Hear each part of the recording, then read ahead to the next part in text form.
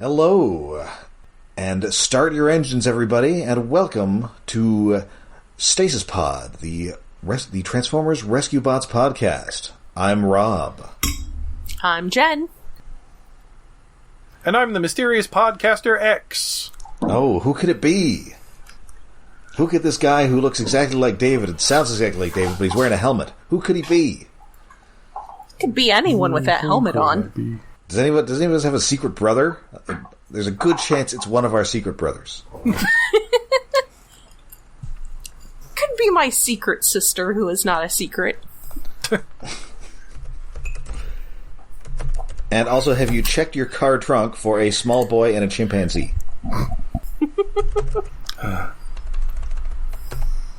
Oh wow, there should have been a chimpanzee cameo in this episode just for that. Oh no, I was just telling my horrified co-hosts that the only Speed Racer I was familiar with until well into my adulthood was The New Adventures of Speed Racer, an exceptionally crummy-looking Western animated Speed Racer from 1993 where he raced against like a bunch of mutants and stuff.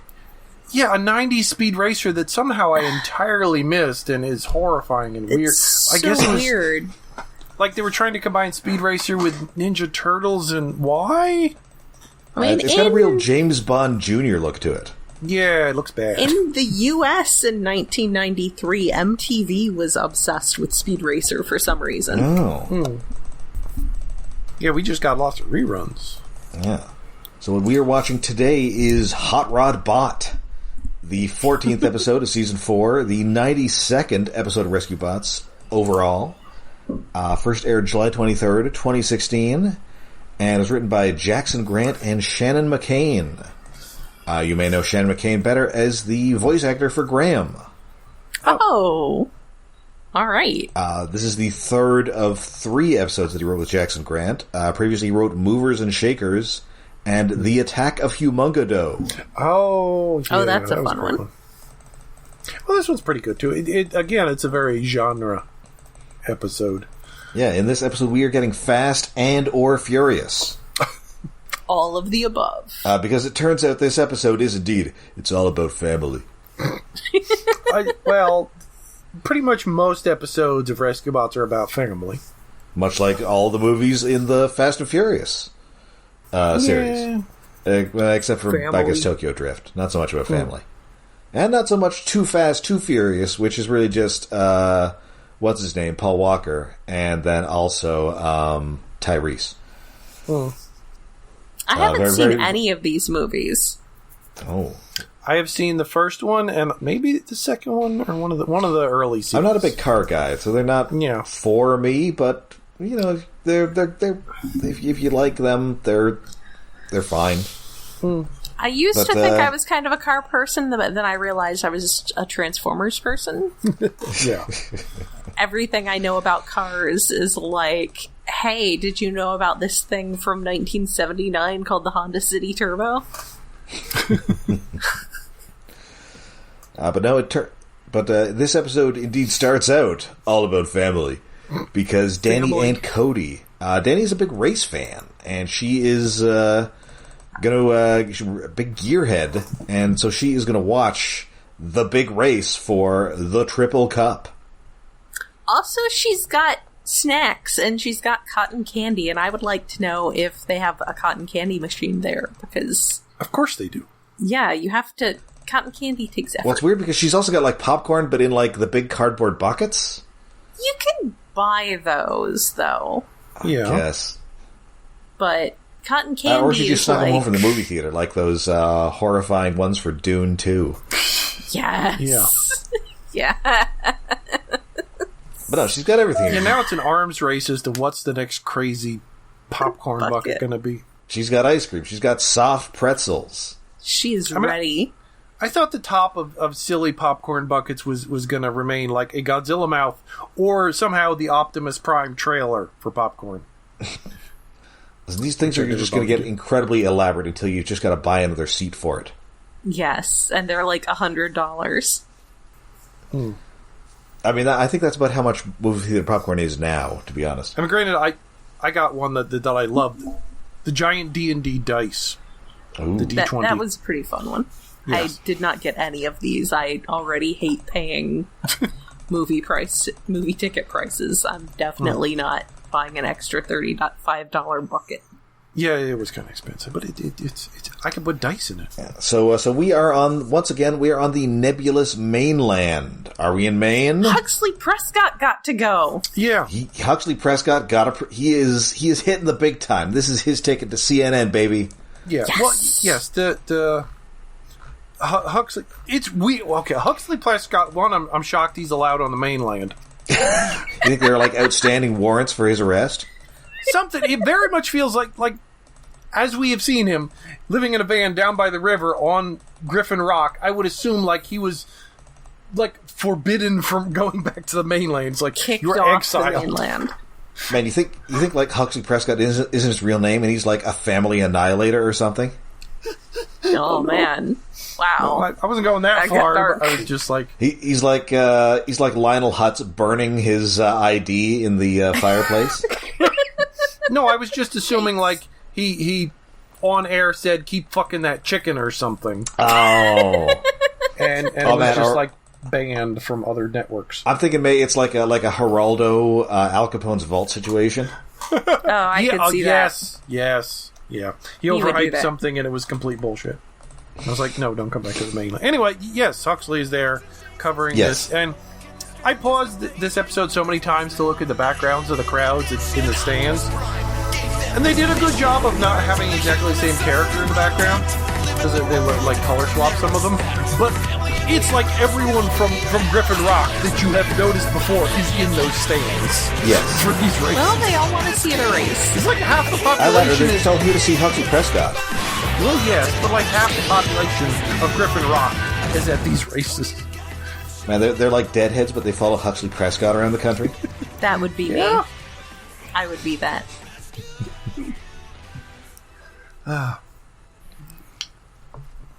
And Mayor Luskey's there. The crowd favorite is, of course, Donatello Camposeco. Oh, yeah.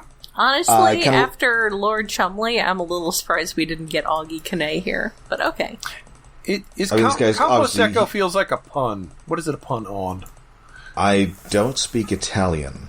Neither do I. Same. I just think with the blonde goatee and the fire motif, this guy just made me think of Guy Fieri. Well, my first thought was, a hollow matter avatar for Hot Rod, because his car is Hot Rod. It is. It is very much the hot rod. Surprisingly, not a lot of... I kind of hoped we'd get other, like, Transformers in-jokes with the other cars here, like, I don't know, like a Daytonus or something. Yeah, one of them is a little hot shoddy, but not enough. Yeah, the black and red one is sorta Crasher-ish. But Sorta. no, It's also got a red star on it, so I assume it's the communist car. Yeah. Yes. But Well, no, which again, that could just be a Speed Racer joke. I I assume like how magenta the hot rod car is. Yes. It's properly pink. It's the correct color. So we're never. It's never exactly clear where this is, but we do know that it's got a mayor, and that is Bertram Luskey, What? Who is taller? the handsomer, taller, and more hair-possessing brother of Griffin Rock's Mayor Luskey. Yeah, he's kind of... I mean, he does have, like, some similar features, but he's very Kennedy. He's a very Kennedy-looking guy. Yeah. And this is Mark L. Taylor, who's one of those guys who's in everything. He's in Inner Space, he's in Arachnophobia, Honey, I Shrunk the Kids. Wow. Like, in, like, actual things, and not, Yes, I don't know, Assassin's Creed or something. I mean, he's probably in those too, but yeah, looks mostly like a live-action actor. In 20 episodes of Melrose Place. Wow. That's a lot of episodes of Melrose Place. Also on an episode of Beyond Belief, Fact or Fiction. Yes. No, His voice was you're familiar, wrong. but I don't know. We made it up. Oh, yeah. This was invented by a writer. Good old Jonathan Frakes. Huh. I know I've seen it before, but... And he was also Jimmy Olsen on that late 80s Superman cartoon. Oh. Anyway, so he is mayor of this town, which is, bigger, more successful, and not presumably constantly imperiled by super science. It's easier to grow your economy when there's not a constant peril of super science. Yeah, and so his track here, his city is going to host the big race for the Triple Cup. So the race begins, and then suddenly a mystery racer joins the field, which is something that I guess can just happen in a car race. I don't think it normally can, but okay. I mean, maybe in like a Baja races, the cross-country things, but not in a closed track race. It shouldn't, no. Yeah, and surprise, surprise, it's obviously Blurr. And of course, Dani and Cody recognize him. Yes. Saying he knows better than to do something so reckless. It's like, does he though? Yes, he does this not. Mysterious blurple racer. Oh, and of course, also, I forgot to mention, Bertram Luskey also has an even trophy wife. Yes. Well, she's just like a palette swap. She's a redhead. She's a little fancier. She's like 10% bimbo-ier. Yeah, she's definitely like turned up just a little tiny bit. Anyway, so the rest of the team, he wins, obviously, and then immediately escapes. Yeah, are you telling me Blurr didn't think something through? Because he wins, and then like reporters and stuff start coming up to him, and he's like, oh crap. Blurr did not think this through. That's not what he does. He's not someone who thinks things through. And speaking of not thinking things through, the Griffin Rock's Mayor Luskey comes about a word away from saying that his town is cooler than his brother's because it has space robots in it. Yes, but his wife sharply elbows him. Yes. Yes. We have 4 taffy factories. Best taffy in Maine. Yup. Taffy, and that's weird. I mean, then again, I only associate with taffy with like the Jersey Shore. Yeah, I was going to say like Atlantic City is a big taffy thing, right? The saltwater taffy. It's a big beach thing. I don't know why. It's not great. Well, it's salt. Yeah, it's the salt water. See, in Maine, we got the saltier water than anybody.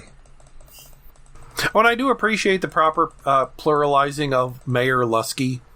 Yes. Yes, Mayor's Luskey, of course.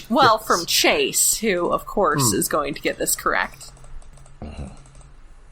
So Dani is going to get to the bottom of this, and so she goes through the ground bridge very non-suspiciously. Like everyone else comes in and was like, "Hey, we heard that there was some weird mystery racer on the radio." And Dani is basically like, I don't know who it is, but I'm gonna go yell at him. She's like, yeah, it's a mystery. I definitely don't know who that was. I'm gonna go now. And I'm going to very non-suspiciously take the ground bridge to the mainland for some errands. And of course, even Blades catches on to this, but he instead figures out that the answer to the mystery is that she's planning a surprise party for him because his Earth birthday is coming up. Poor Blurr. Poor Blades. He's a good boy. He's trying his best. Yes. Meanwhile, Blurr is only a victim of his own stupidity. Yes. Because he feels useless as a rescue bot, so he's a race car. He's got a race. I like when Dani shows up and Blurr is just like doing laps, and she says, "I hope you're proud of yourself." And he says pretty much all the time, "Yeah," which is a very good line. So. And, she tells him, you're an idiot. If you win the race, obviously they're going to want to interview your driver, and you don't have one because you're a robot. She's like, well, what if I did have a driver, and it was you? Waggles eyebrows. What if I did have a driver? Wink, wink. And so, despite her better judgment, Dani does indeed become the mysterious Racer X. Here comes Speed Racer. So the Bertram Luskey comes to visit, and he does indeed get a look at the rescue team. And he's why does the rescue team have a bulldozer? Which actually is extra funny, knowing that Graham's voice actor wrote this. Yes. But yeah, he's also like only 4 security robots. Like, how many do you have, asshole? I have a dozen security robots. Yeah, I'll just bet. Unless the mysterious mainland is indeed where the mainland Rescue Bots Academy is. Maybe. But of course, Dani is not there. So Cody tries to cover for her. She's at a cooking class that's ending immediately right now. As she walks into frame. Cooking class, huh? I mean, she needs cooking classes. Yes, We've established that previously. She does. Well, as they note, she did once attempt to serve them a half-frozen turkey on Thanksgiving. Because she was busy building an engine block. Yes. Fair. Uh-huh. That also is how I do gender. So they head back to the mainland, and they're going to watch the next race. I don't know how many. I guess this is a series of 3 races because it's the Triple Cup. Yeah, it's like the Triple Crown, like horse racing. It makes racing. sense that it would be 3 races. It is kind of weird that they all take place, or we're all going to take place in the same place. Yes, it's a little odd. Unclear. Yeah. So of course Dani is mysteriously again at this cooking class, but in fact she's behind the wheel of Blurr, who has a slightly different paint job now. Also, when they give their big panning establishing shot of all the people at the racing place that I forget the name of race places right now. There's some racetrack? very good background. Yes, at the racetrack. There's some very good background establishing instrumental yacht rock. Yes, and we're all tailgating. Yes. Yeah. A lot of tailgating. I just always like when we get some good music like that. Well, we know that wherever the mainland is, it's not in Buffalo, because at no point does anybody go through a flaming table. Yes. Go fighting flaming tables? So the race begins. Dani and Blurr are yelling at each other. He's like, all right, well, why don't you prove that you're a better driver? Why don't you drive me? Oh. And then in this confusion, one of these other drivers just totally gets rammed into the wall, and his car is seconds away from exploding. Yes, it actually doesn't become a Speed Racer episode. Which, yeah. I mean... Someone almost gets run off the road and dies. So that's how racing works. It's dangerous. But no, Dani's like, no, we have to go back and help him. That's not how racing works, but okay. I mean, usually you have guys who do that, yes, as opposed to other drivers. Emergency rescue. But also, if she had not done this... Yes, he would have exploded. This guy would have been... up. Yes. They'd be identifying this guy from the teeth embedded in his steering wheel. Oof. So, they make sure this poor bastard is okay. And he thinks he may have an head injury because he thinks he just heard her car talk. Yes. So they're going along, they're driving and striving and hugging the turns. Thinking of someone for whom he still yearns. They are indeed going the distance and going for speed. Yes, they gotta make up for that time that they lost by going back to help other people. Ugh. Yes, and so he does indeed hit the Kit-esque turbo boost. Yeah, Energon boost instead of NOS. And she's like, that's cheating. But unfortunately, you gotta give it the nitro. I'm not good at doing a Vin Diesel. I'm just kind of doing heavily sedated Sylvester Stallone. Yeah, well, that's probably for the best. Because Vin Diesel's voice, isn't that super distinct? It's deep, but it's missing something to do an easy caricature of. Yeah, I'd have to deliver my lines through a tuba. Yeah. Anyway, so unfortunately, this then apparently caused him to break the sound barrier, which burns his new paint job off, and it also causes enormous structural damage to this. It causes the stadium. An earthquake, which wrecks that racetrack was not built for sonic booms. No. Yeah, no. Bertram Luskey is definitely taking kickbacks from the mob, and they're delivering substandard cement trucks full of oatmeal. Yeah. Substandard cement. It's like everything just falls apart. Like one of the walls falls apart, and there's like a dead snitch in there. Oh, the main mob. Wonder what mobs are up there. Oh. Oh yeah, you better forget about it.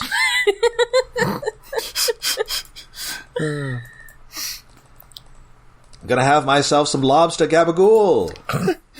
Yeah, so the racetrack, after the second race, is destroyed, so they have to move it to a second location for the third race. Yes. Guess we're just gonna have to have it on Griffin Rock now. That's the only other city that exists. Yes, there are no other towns.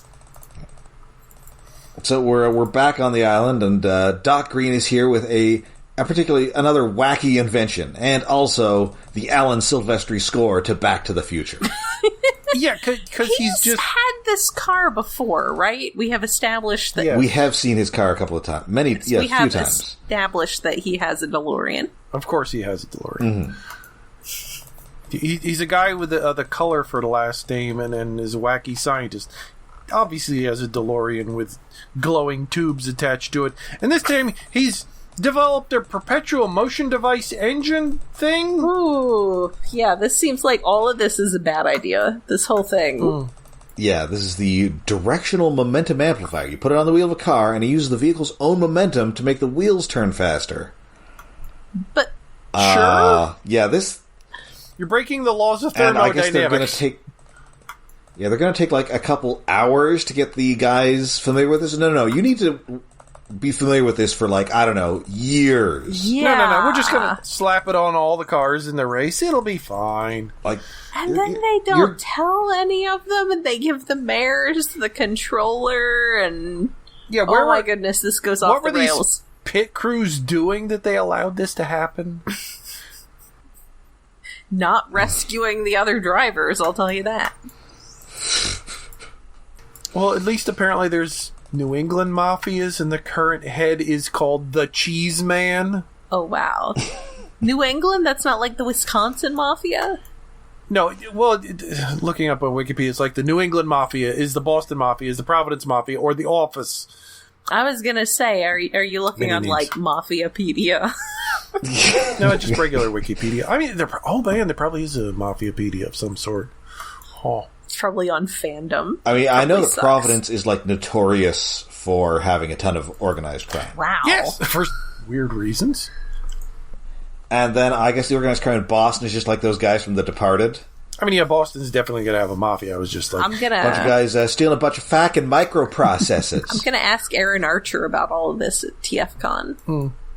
I mean, do you think Hasbro's secretly a front for the mob? Maybe. Well, they probably had to have had some interactions when they were in Providence. Well, he's contracting something. Yeah, it's a nice, some nice Transformers prototypes you got there. It'd be a real shame if something happened to them. Well, their molds have been lost. They're somewhere in some mobster's basement or some shit. Yeah, no. I can. I got a guy in Hong Kong. He could be making neon colored knockoffs of these, putting them in zoos in 2 months. Previous heads of the family have been Cadillac Frank, Baby Shacks, Action Jack. Nice. What the fuck? Oh, mafia nicknames are so silly. Man, I would be in the mafia. Baby Shacks. Not snacks, shacks. What the fuck? Like is in more than one shack? Yes, weird. Anyway, yeah, digressions. Yeah, so So anyway, unfortunately, so Doc Green very conveniently has an appointment on the main line, so he won't be around to supervise his incredibly dangerous invention. So he's just going to leave it in the care of the town's notably stupid mayor. Yeah. Like, I don't know, Doc Green, you have a baby. Why don't you just leave it with the baby? It would be in less danger. Yeah, then you would just have to worry about one baby going very fast. In a baby carriage, it's so Or, I don't know, your 13-year-old daughter, also more responsible. Oh, yeah, definitely. Yes. The 2 dogs you own, more responsible. The robot dinosaur would be the most responsible person you could give it to. Yes. That guy who's always getting into helicopter accidents. That guy would be more safe. No. Mr. Pettypaws. Mr. Pettypaws is the most responsible one on the entire island. Yes. Anyway. Yeah, so it is going to be in the control of these 2 squabbling sibling mayors.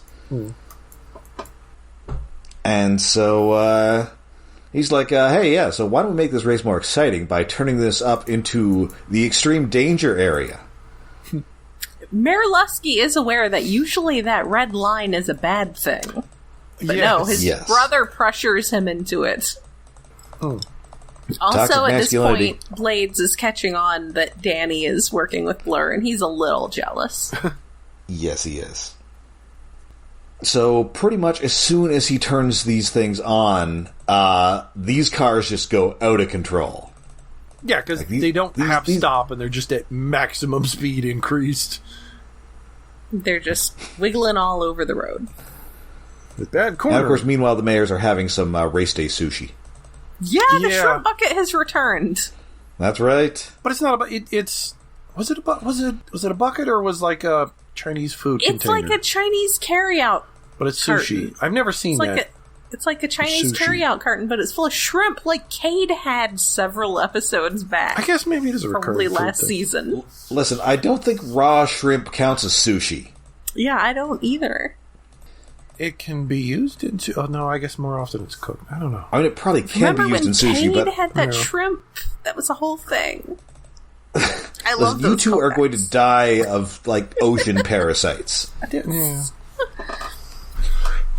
Also, that poor guy in the orange and blue car, the one that looks a little like that one hot shot, he's just having a hard time of it. He needs to retire because he's the first one to actually crash once the cars become difficult to control. Yeah, he ends up just flinging himself out into the sea. I mean, he almost died by fire. Now he's almost dying by water. All the elements are out to get you. Now he needs an avalanche. Yeah, his next 2 races, he is going to be caught in a tornado and then a landslide. Yes. And then, of course, he'll be shot by his girlfriend, because the 5th element is love. His heart. Anyway. I love that shrimp bucket. Anyway, so the rescue bots have to race around the track to build ramps and things to stop these cars, somehow going faster than these cars that are turbocharged. I mean, I guess they got the energon boosters, but one of them's a bulldozer. Yeah, they got the energon boost. They can just go the other way. They just get out ahead of them. Yes. It's fine. And, of course, Blurr is grounded for this whole thing after his whole Joker-mobile disguise didn't work. So he is now... You know, he was confined to quarters, but now he's come here. He wants to help, and they have to let him, because otherwise these guys are going to die in a hideous, fiery fashion. Yeah. He is going to do some race-related rescuing.